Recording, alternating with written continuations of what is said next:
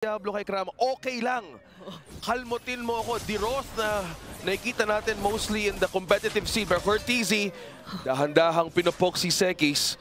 Two of the assassin picks ngayon na hindi ata papipigilan si Sekis. Dito, bring it na po. First blood kaagad si Hades. Wala na siyang naging takas pa doon. Forced a flicker out of Cram. Almost hitting level 4. Sino makakuha ng turtle na to?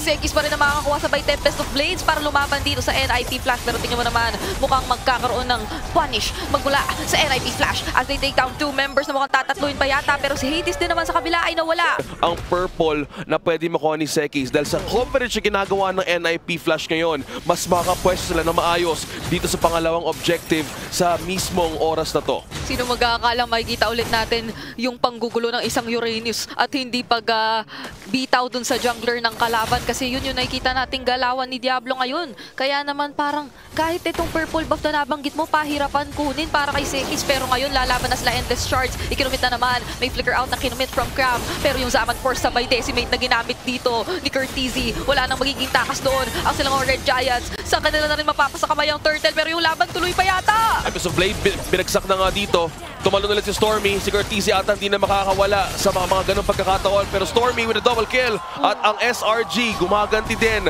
with a trade of 2 kills sa unang initiation ng NRL in terms of the mid lane rotation. Dahil ito nga yung lane na ayaw nilang bitawan against Diablo. Another objective. Sino makakuha nito, Brigida?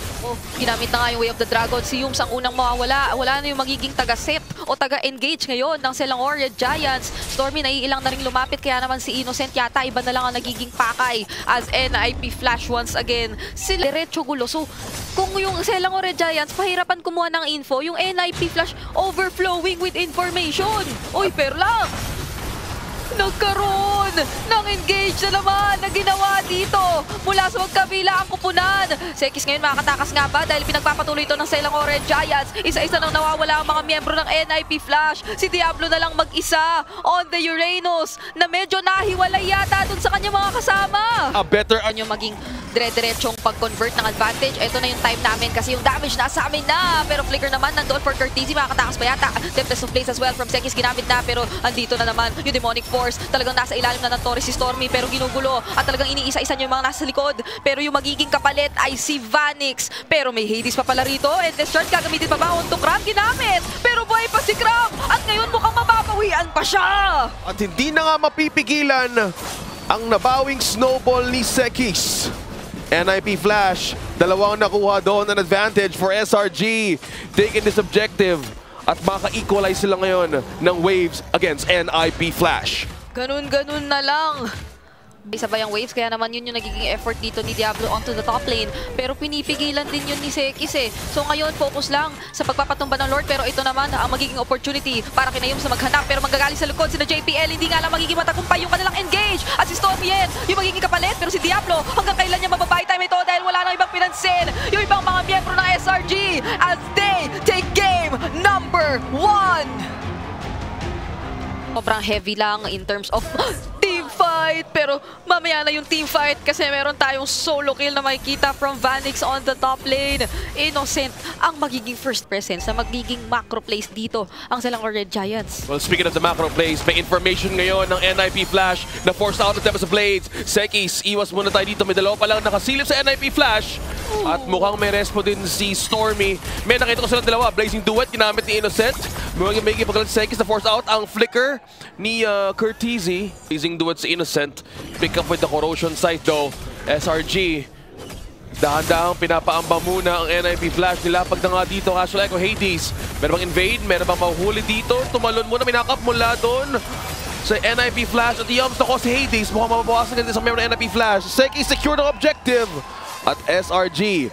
Dahan-dahan ding minamicrohot. Speaking of alalay, diversion. Dalawang nasa bush ngayon.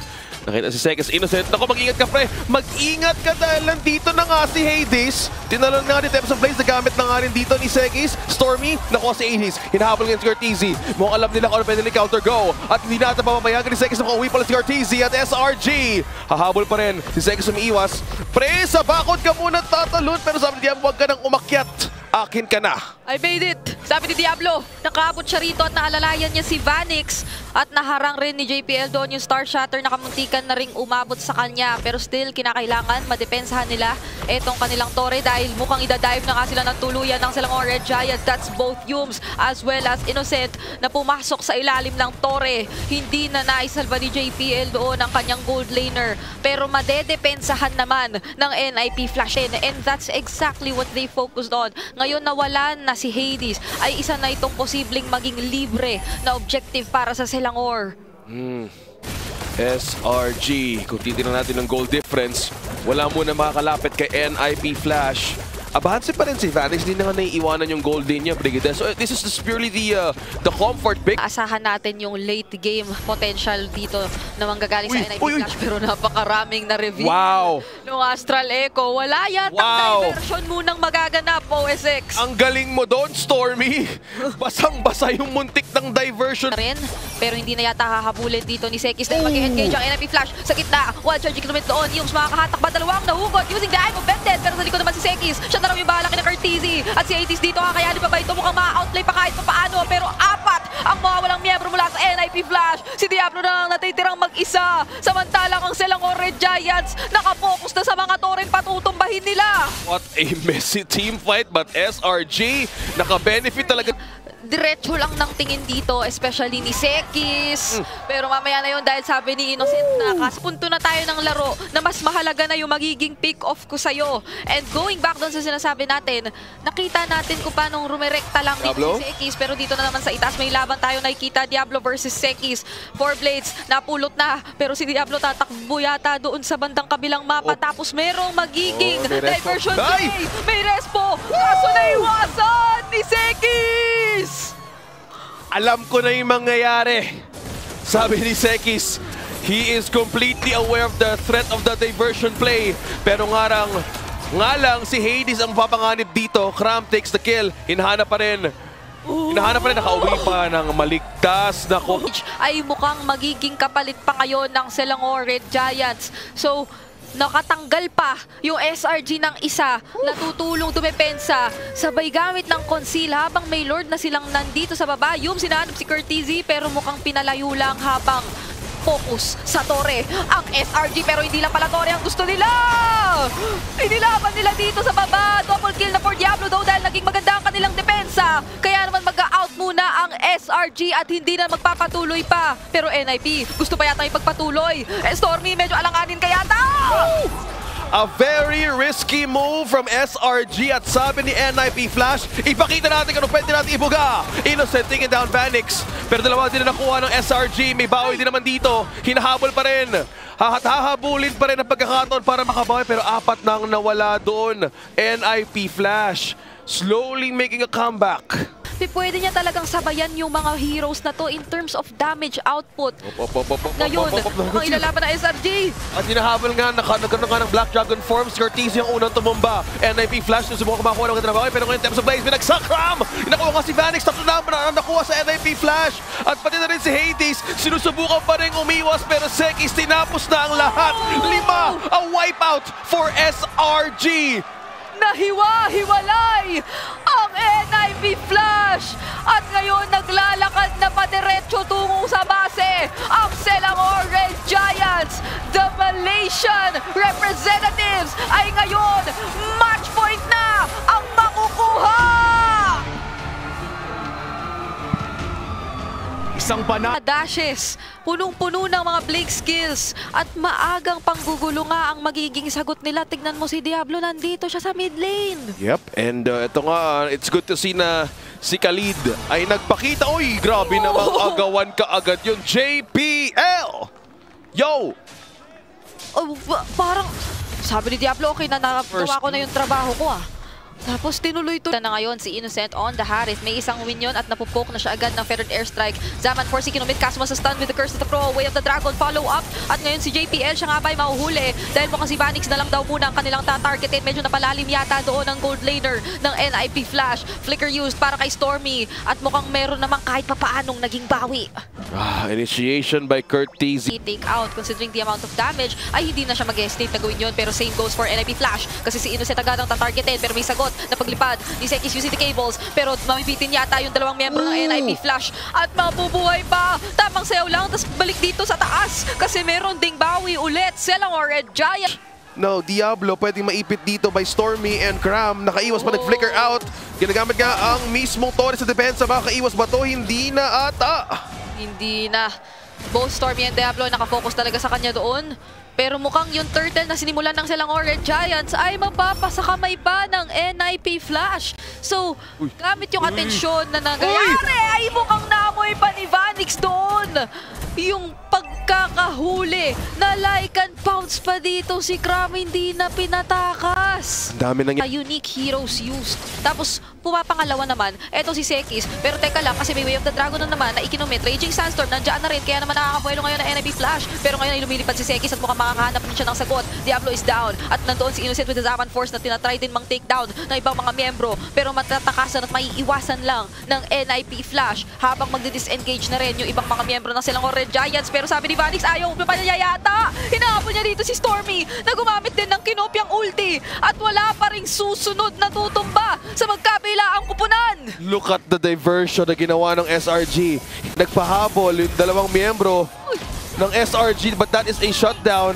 Nagkaroon ng exchange. Yung dalawang miyembro at yung laban ng NIP Flash ng Selangor Red Giants tuloy-tuloy pa rin. Oh, grabe yung nagiging how long ba ngayon mangyayari kasi nandito na ulit si Sekis. Ilalaban ba nila ito?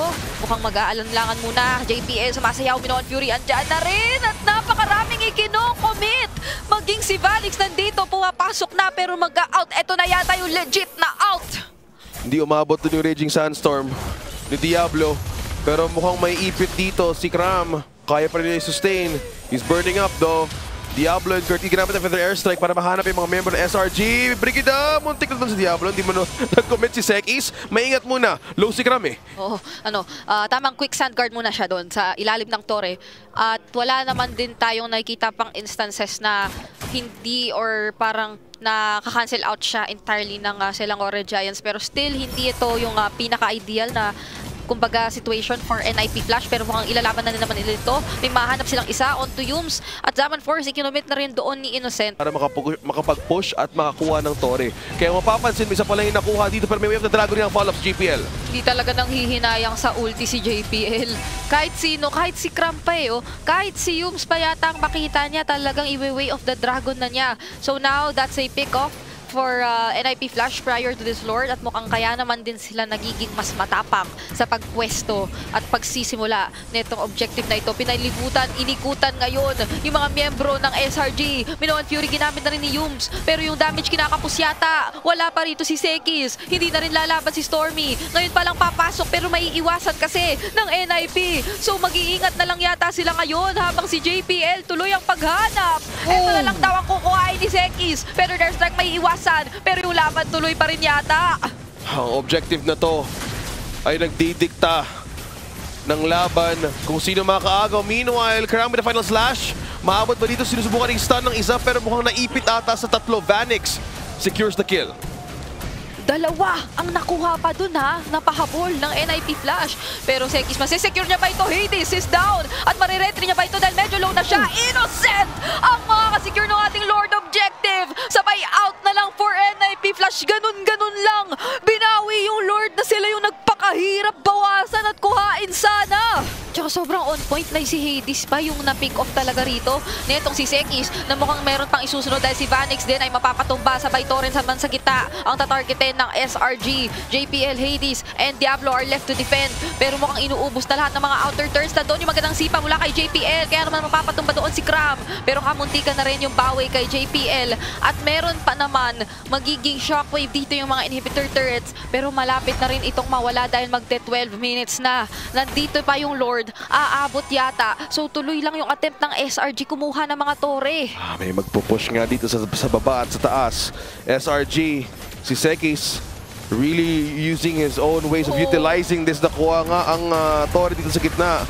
At magki-clear muna ngayon ng NIP Flash. The advantage of Sekis alone equalizes lane push for SRG. But then again, kailangan mas maging anticipated na nila yung mga ganitong engagements, especially from kina JPN. Kaya naman si Cram daw maghanap din ng set mula doon sa kabila, pero mabibigyan din siya agad. Lumilipad na rin si Sekis. May iwasan ni Vanix for a while, pero siya rin ay mapapatumba ng tuluyan. At hindi pa tapos si Sekis. Magkabila ang laban yung nakikita natin. 4 na rin yung tumumba. Double kill gawin at ilista mo na. Hades na lang ang mag-isa.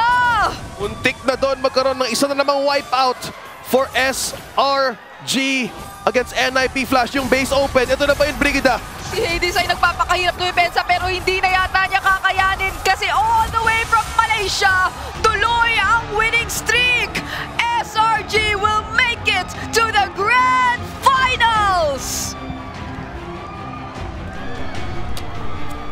Secured na ang makakalaban ng Pilipinas sa Grand Finals of MSC 2024. At ang sagot sa tanong na yun